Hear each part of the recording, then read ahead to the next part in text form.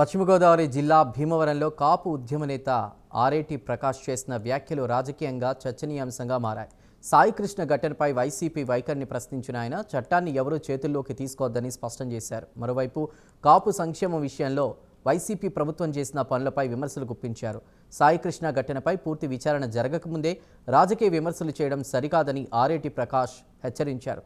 సాయికృష్ణ మృతికి గల కారణాలు ఇంకా నిర్ధారణ కాలేదన్న ఆయన పోలీసులు విచారణ చేపడుతున్నారని తెలిపారు. చట్టాన్ని ఎవరైనా సరే అది ప్రభుత్వాధికారులు కానివ్వండి, సామాన్య పౌరులకు ఎవరైనా చేతులు తీసుకోవడం అది ఏ రకంగానూ వాంఛనీయం కాదు. అయితే ఇక్కడ జరుగుతుంది ఏంటంటే, సాయికృష్ణ మర్డరా లేకపోతే సాయికృష్ణ మిస్ అయ్యాడా అనేది ఇంతవరకు నిర్ధారణ కాలేదు. వైసీపీ వాళ్ళు ఎందుకు దీన్ని ఇంత అడావిడి చేసి చేస్తున్నారో అర్థం కావట్లా. ఎందుకంటే పోలీసు వారి యొక్క అందులో వారి ప్రమేయం ఉండి దానివల్ల లాకప్ డెత్ కానీ లేకపోతే వేరే విధంగా కానీ అతను హాని జరిగి ఉంటే చట్ట ప్రకారంగా ఆల్రెడీ ఎంక్వైరీ స్టార్ట్ అయింది కాబట్టి ఎంక్వైరీ రిపోర్ట్ వచ్చిన తర్వాత దాని నిజమైన దోషులు ఎవరినో వాళ్ళందరినీ కూడా తప్పనిసరిగా చట్ట పరిధిలో పని చేయాల్సిన అవసరం ఉంది. చట్టాన్ని ఎవరు కూడా చేతిలో తీసుకోవాల్సిన అవసరం లేదు. అలాగే పోలీసు వారు కూడా చట్టాన్ని తమ చేతిలో తీసుకోవాల్సిన అవసరం లేదు. అయితే ఇక్కడ గమనించాల్సింది ఏంటంటే, అతని మీద అనేక క్రిమినల్ కేసులు ఉన్నాయి. ఆ కేసులన్నీ కూడా చాలా దారుణమైన కేసులు ఉన్నాయి.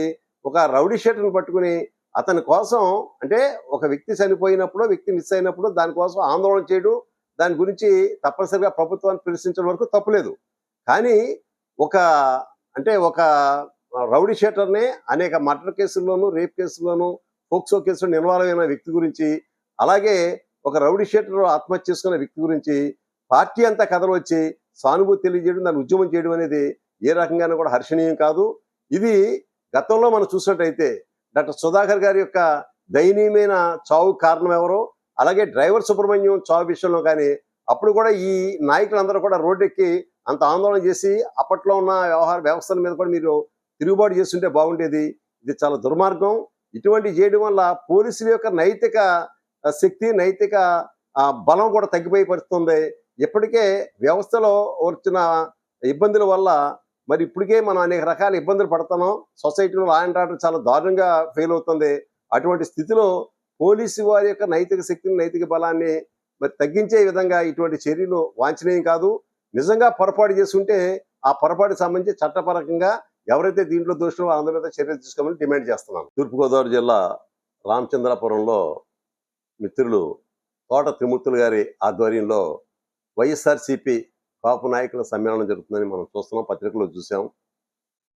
వాళ్ళ డిస్కషన్ పాయింట్ కూడా పవన్ కళ్యాణ్ గారినో లేకపోతే తెలుగుదేశం పార్టీ కూటమి ప్రభుత్వం కాపులకు ఏం చేస్తుందో అనే విషయాలు మాట్లాడడానికి అని చెప్పేసి ఇంకా పూర్తిగా బయటికి రాకపోయినా విషయాలు అయ్యాయని చెప్పి తెలుస్తుంది. కాబట్టి నేను వారిని క్వశ్చన్ చేసేది ఏంటంటే, ముందు మీ పార్టీలో మీ నాయకుడి వల్ల కాపులు జరిగిన న్యాయాన్యాయాలు ఒకసారి మీరు బేరేజ్ వేసుకుని అప్పుడు ఇతర పార్టీల గురించి, ఇతర నాయకుల గురించి మనం మాట్లాడితే బాగుంటుందని చెప్పి నేను వారికి సూచన చేస్తున్నాను.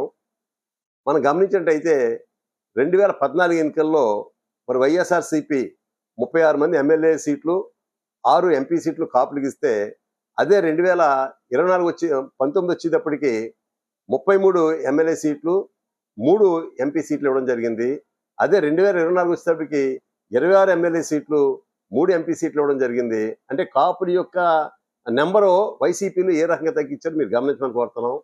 అలాగే గౌరవ చంద్రబాబు నాయుడు గారు వారు 14-19 మధ్యలో ముఖ్యమంత్రిగా ఉండగా కాపులకు సంబంధించి మనకి కాపు కార్పొరేషన్ ఏర్పాటు చేయడం, కాపులకే కాకుండా కాపుల యొక్క ఉద్యమం ఫలితంగా కాపులతో పాటు ఇతర కులాలకు కూడా కార్పొరేషన్ ఏర్పాటు చేయడం, కాపులకు సంబంధించి రిజర్వేషన్ ఇవ్వాలని చిత్తశుద్ధితో రిజర్వేషన్ ఇవ్వాలని మంజునాథ కమిషన్ వేసి మరి ఆ కమిషన్ చాలా క్రియాశీలక పాత్ర పోషించాను.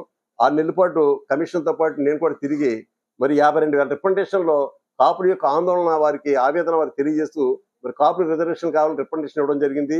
దాని ఫలితంగా కానివ్వండి చంద్రబాబు నాయుడు గారు మరి మంజునాథ కమిషన్ రిపోర్ట్ని ఆధారం చేసుకుని కాపుల్ని బీసీ ఎఫ్ కేటగిరీలో పెట్టి 5% రిజర్వేషన్ కల్పిస్తూ బిల్ నెంబర్ 33 చేసి మరి 9th షెడ్యూల్లో పెట్టడం కోసం రాష్ట్రపతి ఆమోదం కోసం ఢిల్లీ పంపడం జరిగింది.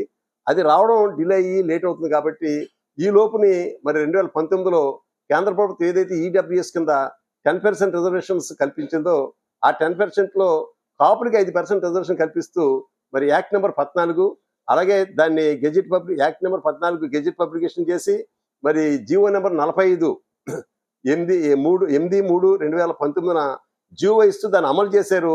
దురదృష్టం ఏంటంటే తొందరగా వెంటనే మరి ఎలక్షన్ కోడ్ రావడం వల్ల దానికి సంబంధించిన ఫలితాలు కాపులు అనిపించలేకపోయారు. మరి ధర్మిలా వచ్చిన వైఎస్ఆర్సీపీ ప్రభుత్వం దాన్ని పుట్టదాఖలాగా చేసి మరి ఆ బిల్లుని కానీ యాక్ట్ని కానీ పుట్టదాఖలాగా చేసి మరి జీవో 60 ఇచ్చి కాపులకు రిజర్వేషన్ మేము ఇవ్వం, ఈడబ్ల్యూఎస్ అందరికీ సమానంగా ఇస్తామని చెప్పేసి వారి కాపులు పూర్తిగా పెట్టిన అంశాన్ని కూడా మీ దృష్టికి తీసుకొస్తున్నాను.